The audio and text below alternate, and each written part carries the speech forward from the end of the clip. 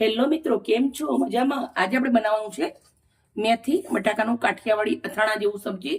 તો કાઠિયાવાડી સબ્જી બનાવવા માટે મેં સૌથી પહેલા એક ગડ્ડી મેં મેથી લીધી હતી.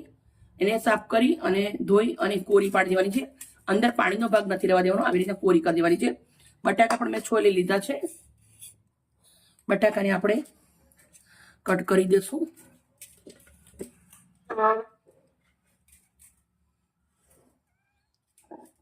આવી રીતે પાતળા પાતળા જ કટ કરવાના છે. આ આપણે એકદમ સાંતળી નવી રીતે નવા મસાલા સાથે શાક બનાવવાનું છે. પણ આ મસાલા બધા જ આપણા ઘરના અંદર તમારા મળી રહેશે. એકદમ સિમ્પલ છે અને ટેસ્ટી છે. બટાકા બહુ જાડા નથી કટ કરવાના, તમે જોઈ શકો છો. એકદમ પતલા પતલા જ કટ કરવાના છે, બહુ જાડા નહીં, બહુ પતલા નહીં. તેલના અંદર સરસ મજાના ચડી જવા જોઈએ બટાકા. પાણીનો ઉપયોગ જરા પણ આ સબ્જીમાં નથી કરવાનો. રેડી કરી લઈશ બધા બટાકા. 2 ચમચા એટલું તેલ મૂક્યું છે. રાઈ અને જીરું નાખું છું. થોડો આદુનો ટુકડો, થોડું લસણ, લીલા મરચાં, 3 નંગ મરચાં લીધા છે, ઝીણા સમારેલ છે. લસણ થોડું સંતરાવું એટલે આપણે બટાકા નાખી દેવાના છે.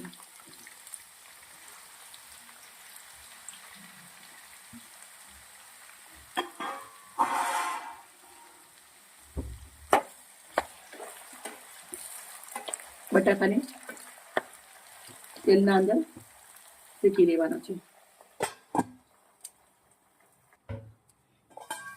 આપણે 7 થી 8 મિનિટ લાગ્યા છે. બટાકા ચડી ગયા છે, સરસ સંતરાઈ ગયા છે. હવે આપણે અંદર 2 નંગ ટામેટા લીધા છે, એની મેં ખમણી લીધા છે, ખમણીથી છીણીથી.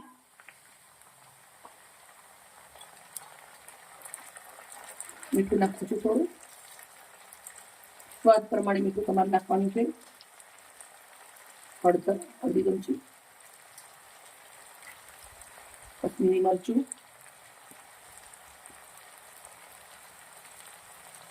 ધાણા જીરું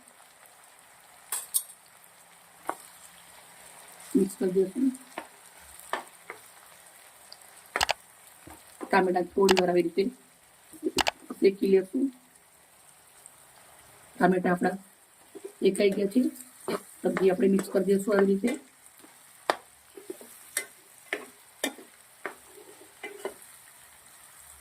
મિક્સ કર્યા પછી આવી રીતના સાઈડ કરી દેવાની છે. આપણે જે લીલી મેથી સમારેલી છે એ લઈ લેશું. એને પણ આપણે થોડી વાર આવી રીતે એના ઉપર શેકી લેશું. મેથી છે એટલે જલ્દી શોષાઈ જાય.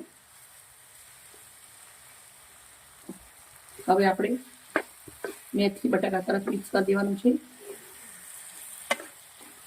એકદમ અથાણા જેવી સબ્જી આપણી બની રેડી થશે.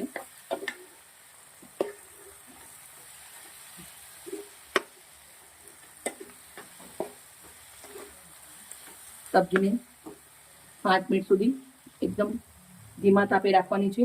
ઢક્કણ ઢાંકી દઈશું. સબ્જી રેડી છે. થોડું નાખું છું બટર, મિક્સ કરી દઈશું. બટર નાખ્યા પછી 2 મિનિટ આપણે ગેસને ખાલી ચાલુ રાખવાનું છે. થોડા લીલા દાણા,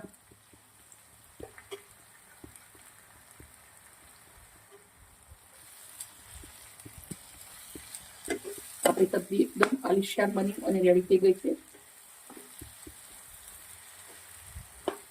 રોટલી બનાવો, પરાઠા બનાવો, ભાખરી જોડે બનાવો. ભાખરી જોડે ખાવાની બહુ જ મજા આવે. અમે ભાખરી જોડે ઘરે ખાઈએ છીએ. સબ્જીને આપણે સર્વ કરી દઈશું. મિત્રો, આપણી સબ્જી રેડી છે. ગેસ બંધ કરી દઉં છું. મેં કંઈ પણ જાતનો ગરમ મસાલાનો ઉપયોગ નથી કર્યો, કેમ કે ગામડાની મમ્મીઓ બધી જ બનાવી શકે એના માટે મેં બટર નાખ્યું છે. આપણે ગામડાના અંદર દેશી ઘી હોય, ઘી નાખવાનું. એનાથી બી સબ્જી બહુ જ સરસ લાગશે અને હેલ્ધી બનશે. બાળકો માટે સરસ રહેશે એકદમ. આવી રીતે આપણે બધી સબ્જી આવી રીતના ડીશના અંદર નીકાળી દેવાની છે. કાઠિયાવાડી સબ્જી એકદમ બહુ જ મસ્ત મજાની શાનદાર બની અને રેડી થઈ ગઈ છે. મિત્રો, મારી વિડીયો સારી લાગી હોય તો પ્લીઝ મને એક લાઈક કરજો. Okay, bye. કાલે આવીને રેસીપી સાથે.